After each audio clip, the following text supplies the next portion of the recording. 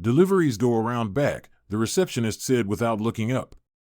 Dr. Selena Rhodes stood there in silence, hoodie zipped, laptop bag slung over her shoulder, unbothered, unrecognized, and completely underestimated.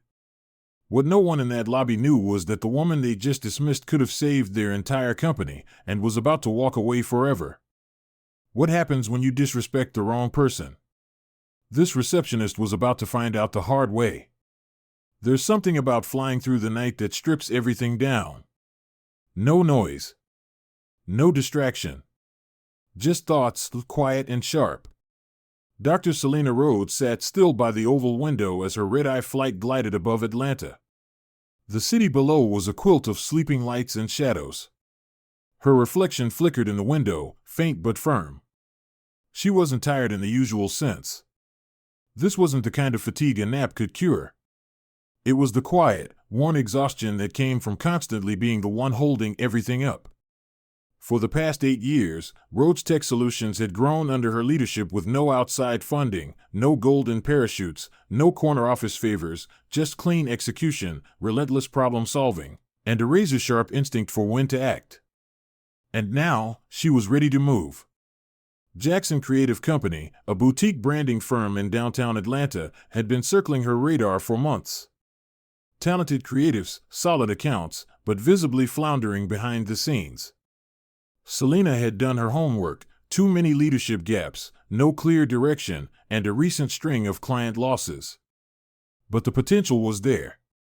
She hadn't announced her visit. That wasn't her style. Selena believed in the power of the unexpected. Walk in quietly. Watch. Listen. See how people treat you when they think you're not important. That always said more than any executive summary ever could. It was 7:35 a.m. when she stepped out of her Uber and stared up at the steel and glass facade of Jackson Creative. The sun was still stretching its way across the skyline. Her outfit, a charcoal hoodie, jeans, well-worn black sneakers, wasn't accidental. Over her heart, a small embroidered symbol, a geometric R in silver thread. Her only bag was a slim laptop case slung across her shoulder. She looked more like a freelancer coming in for a last-minute pitch than the founder of one of the fastest-growing AI firms in the Southeast. She didn't care. The lobby was quiet when she walked in. Polished floors reflected the glow of soft recessed lighting. Modern art clung to the walls like it was trying too hard to be meaningful. Jazz floated from hidden speakers. At the front desk sat a young woman, mid-20s, strawberry blonde ponytail, glossy acrylic nails tapping at her phone.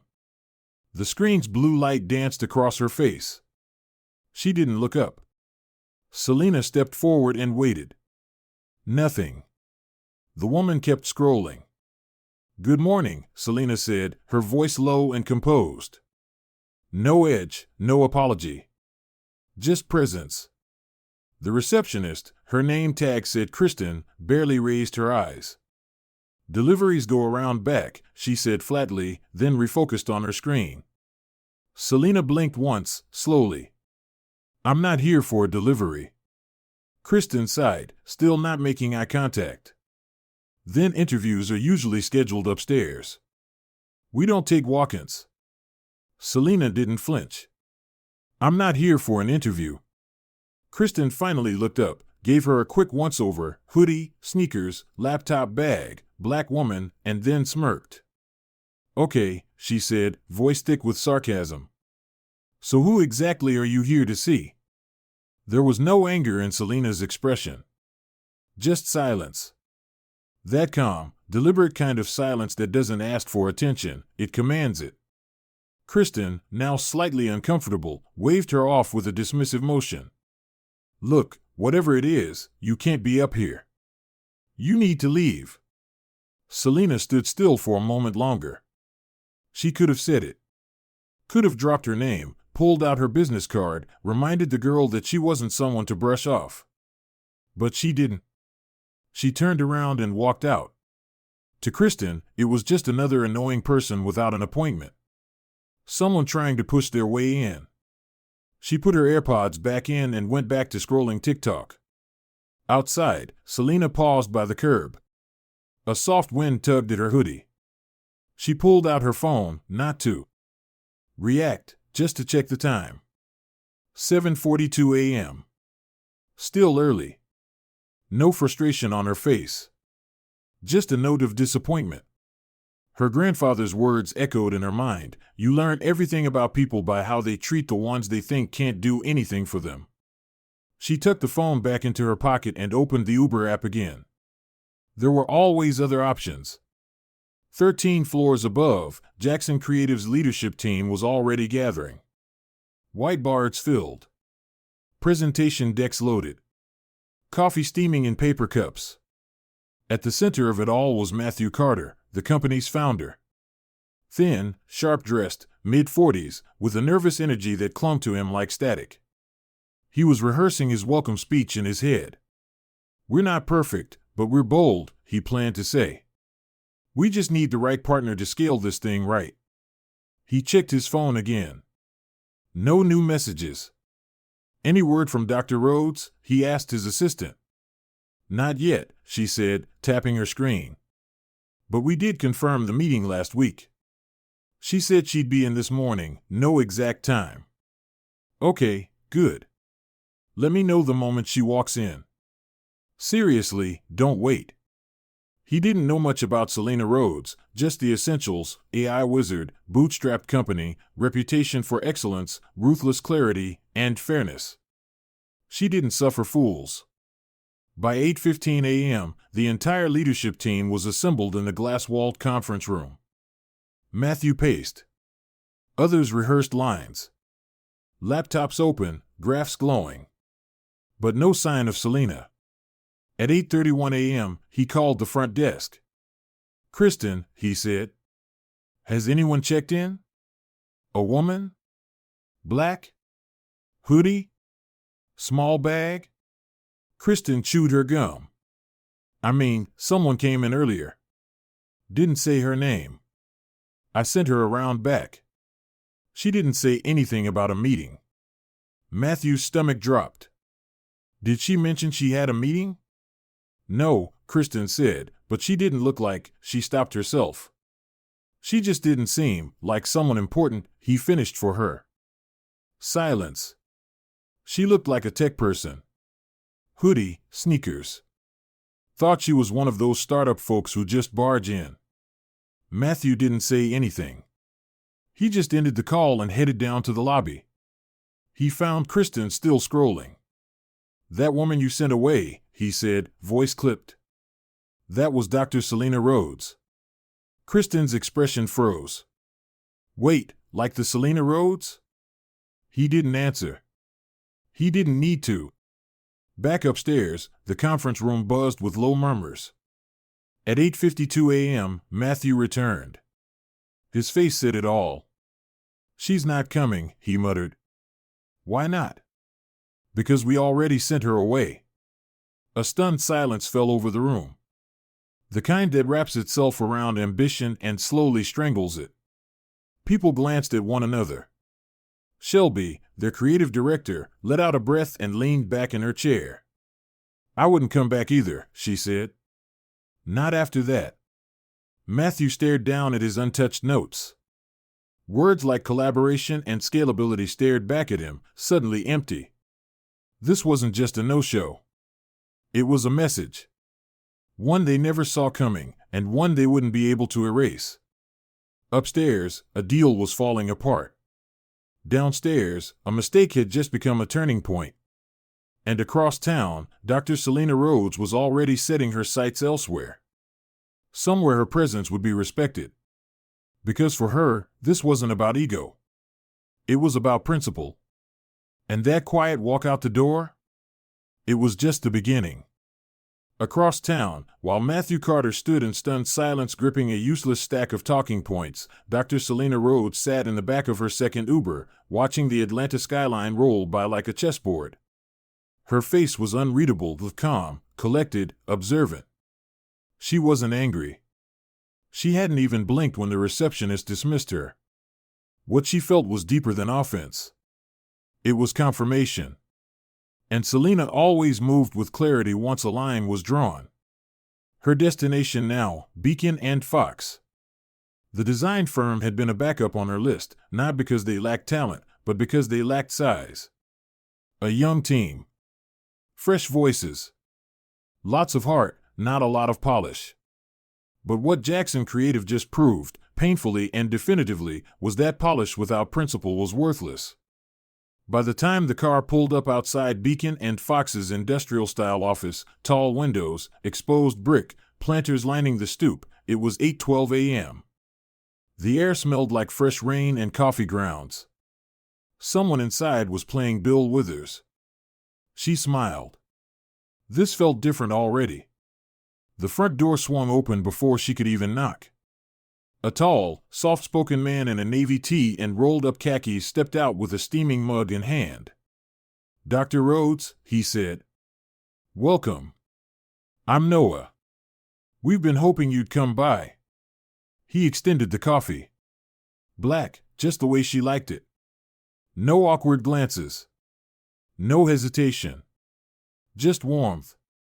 "Thanks for having me," she said, stepping inside. The office had the kind of energy you couldn't fake, half-finished design boards pinned up along the walls, sneakers squeaking on concrete, the hum of a team in sync. A woman in a flannel shirt offered her a seat. Another person asked if she needed breakfast. A third offered a charger for her phone. Not once did anyone ask her who she was or why she looked like she just stepped off a red-eye flight. They just welcomed her like she belonged. And for Selena, that was everything. In a glass-walled meeting room that overlooked the city. She sat across from Noah, who poured her another cup of coffee and said, "Look, we weren't sure if you'd still consider us, but we're glad you're here." Selena leaned back slightly, studying him. "I had an experience this morning," she said simply. "Let's just say it made me rethink my priorities." Noah nodded. "Well, we might not be the biggest fish in the pond," he said, "but we don't bite the ones who swim upstream." Selena chuckled softly. The man had charm, but not the oily kind. It was grounded. Earned. They talked numbers. Vision. The cracks in his current leadership model. The gaps she could fill. She asked hard questions. He gave honest answers. No dancing. No puffed-up titles or overcooked strategy. Just substance. And for the first time that morning, Selena exhaled. It wasn't even 10 a.m. when she said, "Let's talk seriously about acquisition." Noah blinked. "You mean now?" "I mean now," she said. "Your team has heart. What you're missing is structure. Guidance. Stability. I can bring that." He sat up straighter, adjusting to the speed of the conversation. "What would it look like?" "I'd buy the firm outright," she said. "No layoffs. Your core team stays. You stay. We form a new design and brand intelligence division under Rhodes Tech. You keep the culture. I bring the machine." Noah stared at her for a moment, then laughed. "Wow. We're usually the ones pitching." Not today. She meant it. And when Selena meant something, deals moved fast. Across the city, at Jackson Creative, the mood had curdled. By 10:03 a.m., Matthew had left 2 voicemails, 3 texts, and sent an email marked urgent. No response. At 10:15, he messaged her on LinkedIn. Nothing. Shelby knocked once on his door. "Still no word?" she asked. He shook his head. "She's ghosting us." "Can you blame her?" Shelby said. "You saw Kristen's face when you told her who she turned away. She damn near fainted." "I don't need to hear how badly we blew it," he snapped. "I need a way to fix it." But there was no fix. Not really. Not when you disrespected someone before you knew who they were. Especially not someone like Selena Rhodes. By noon, the silence became deafening. And then, the photo. It appeared quietly on Twitter, posted from Selena's personal account. A view of Beacon and Fox's meeting room, skyline glowing in the background. No tags. No drama. Just 6 words that cut like a scalpel: respect is not conditional. Shelby was the first to see it. She burst into Matthew's office, holding her phone like it had just caught fire. She posted, she said. Posted what? He took the phone, read the tweet, and sank into his chair. That's it, he muttered. She's not coming back. By 12:30 p.m., the post had been retweeted by 2 major tech journalists and 3 VC firms. Industry insiders knew exactly what it meant. The story spread fast. People whispered. Slacked it around. Emails bounced. The branding world is small, and bad news travels faster than good work. Kristen, still at her desk, finally looked up from her phone when she saw the tweet circulating. She read it 3 times before realizing what it meant. Oh my God, she whispered. And for the first time that day, she stopped scrolling. But Selena wasn't thinking about Kristen. She wasn't thinking about Jackson Creative at all. Her focus had shifted fully. Beacon and Fox had already begun outlining deliverables and drafting next steps. Her legal team, looped in via text, started sketching terms.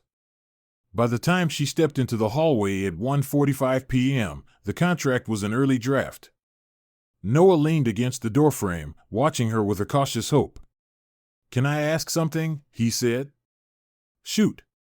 What changed your mind about us? She looked at him for a moment before answering. Someone reminded me that first impressions still matter. And that respect is something you offer, not something people have to earn. He nodded, silently absorbing the weight of that. Later that evening, in a quiet hotel suite overlooking Centennial Park, Selena opened her laptop and reviewed the numbers again. The potential was there. The heart was there. All they needed was structure. She could give them that. And in return, she got something far more valuable than an acquisition. She got alignment. Respect. Integrity. The very things she'd built Rhodes-Tech on. She closed the laptop, sipped her tea, and leaned back into the couch. Across the room, her phone buzzed. Another email from Matthew Carter. Subject line, please call me. She didn't open it. She didn't need to. Because Selena Rhodes didn't chase validation. She built futures. And she knew, without saying a word, that the message had already been sent. Not just to Jackson Creative, but to every company watching. Every receptionist. Every partner. Every firm that had ever dismissed someone because of a hoodie, a skin tone, or a lack of fanfare. Selena's silence had done more than speak. It had set a new standard. And this was only the beginning. 2 weeks passed, and the ripple of Dr. Selena Rhodes' quiet departure had turned into a storm, one that Jackson Creative never saw coming but could no longer escape. What began as a single, unassuming walk out the front door had now reshaped the future of 2 companies in Atlanta. At Beacon and Fox, things moved fast. Selena's acquisition deal was finalized within days of that first conversation with Noah Fox. Her legal team didn't waste time. The structure was clean, full buyout, 0 layoffs, and full autonomy for the current team. She wasn't there to dominate, she was there to elevate. New hires were already onboarding. Clients were being briefed on the expanded capabilities. And morale? It shot through the roof. You could feel it the moment you walked in. Creative walls were being repainted. Brainstorming sessions ran late into the evening. Everyone moved with purpose. They weren't afraid to fail in front of her, they were inspired to build with her. That's who Selena was. She didn't raise her voice. She raised standards. And across the city, those standards were becoming a mirror Jackson Creative could no longer avoid. Inside their once pristine boardroom, the tension was thick.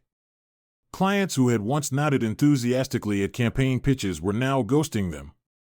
3 retainers had been suspended. 2 more asked to pause future projects. That was code for, we're moving on.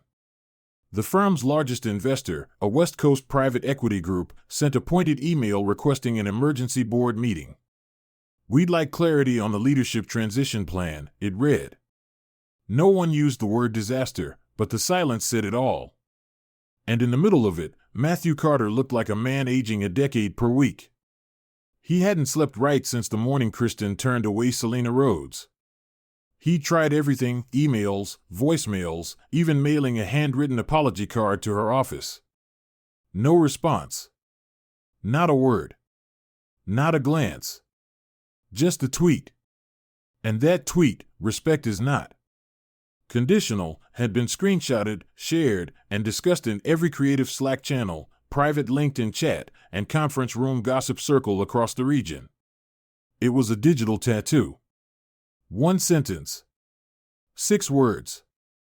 But it told a story everyone could understand. Because every receptionist, every assistant, every intern who'd ever been brushed off or overlooked, it resonated. And every executive knew exactly what had happened. Selena didn't need to tell them. They already knew. By the end of that second week, Kristen had stopped showing up. No email. No goodbye. Just gone. HR sent a courtesy follow-up. No reply. She was young, but even she knew some mistakes were too big to spin. Shelby, the firm's creative director, watched the team unravel one Slack message at a time. She'd always been proud of the culture they built, until she realized that culture evaporated the moment Power walked in wearing sneakers and nobody recognized it. "It's not about what happened," she told Matthew in a meeting that Friday. "It's about what it revealed." He didn't answer. He just stared at the same spreadsheet he'd opened 3 days in a row, the same numbers that no longer made sense. At Beacon and Fox, meanwhile, progress felt like momentum. Selena didn't micromanage, she empowered. Her presence was subtle but unmistakable. She wasn't there to be worshipped. She was there to build. 1 week after the acquisition, she hosted a team town hall, not in a suit, but in jeans and sneakers. No stage. No spotlights. Just her, standing next to Noah, coffee in hand. She told the story, briefly, of how she'd arrived at Jackson Creative and walked out without saying a word. She didn't name names. She didn't drag anyone. She simply said, "What you build matters. But how you treat people, that's the foundation." The room was silent. Then it erupted in applause. Not because she demanded it, but because she earned it.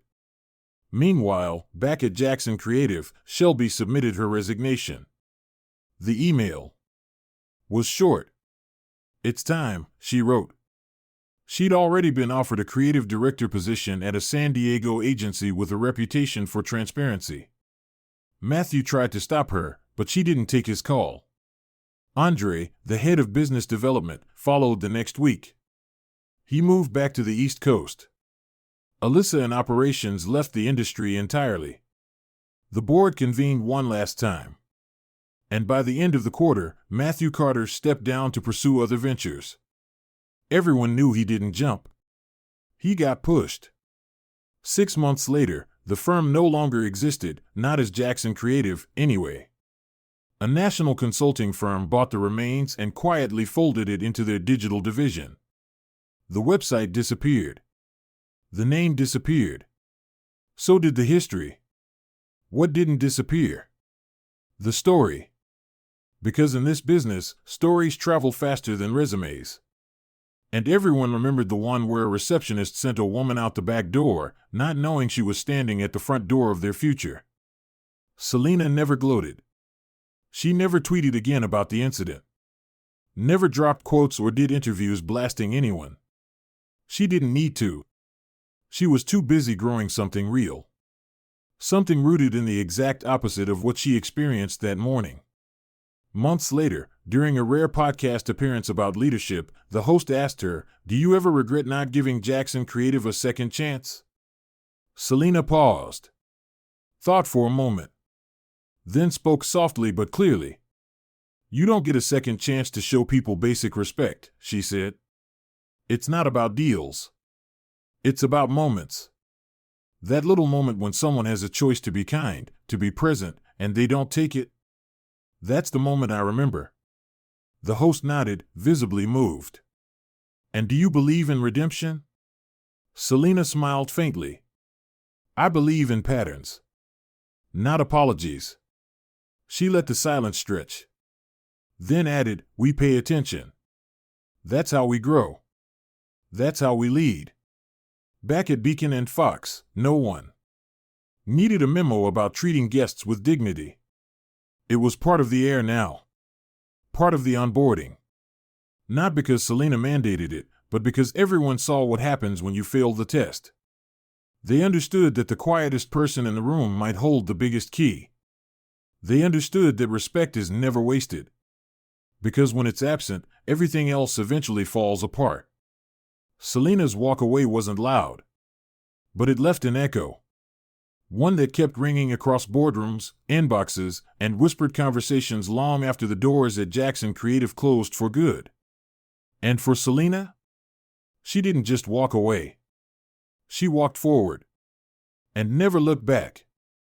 As the author of this story, I want to leave you with more than just a moment of reflection. I want to leave you with a truth that resonates long after the screen goes dark. Dr. Selena Rhodes didn't raise her voice. She didn't retaliate. She didn't need to. Because people who truly know their worth don't argue with disrespect, they walk away from it. Quietly. Decisively. And when they do, the echo is louder than any speech. This story isn't just about a receptionist making a mistake or a company losing a deal. It's about what happens when we stop seeing people. When we judge based on clothes, assumptions, or perceived status. It's about how dangerous it is to forget that every person who walks through the door could be someone whose name you'll one day wish you had known. In our world, whether in business, in service, or just in everyday life, the most basic form of leadership is how you treat people who owe you nothing. No titles. No credentials. No LinkedIn profiles. Just a moment of interaction. And that moment tells the whole story of who you are. Respect isn't something we reserve for big names. It's not a performance we put on when we think someone important is watching. Real respect is unconditional. It's offered to everyone. Especially when we don't think it matters. Because that's when it matters most. Selena didn't seek revenge. She offered an opportunity. And when it was rejected, she simply redirected her energy to a place that honored her value. That's a lesson we all can learn from. Whether you're running a company, greeting customers, or just living your life, never underestimate who's standing in front of you. And never forget that one careless moment of dismissal can cost more than you'll ever know. To all of you listening, thank you for being here. On behalf of U.S. Justice Story, we appreciate your time, your attention, and your willingness to reflect with us. These stories aren't just for entertainment, they're reminders. Of dignity. Of humanity. Of choices.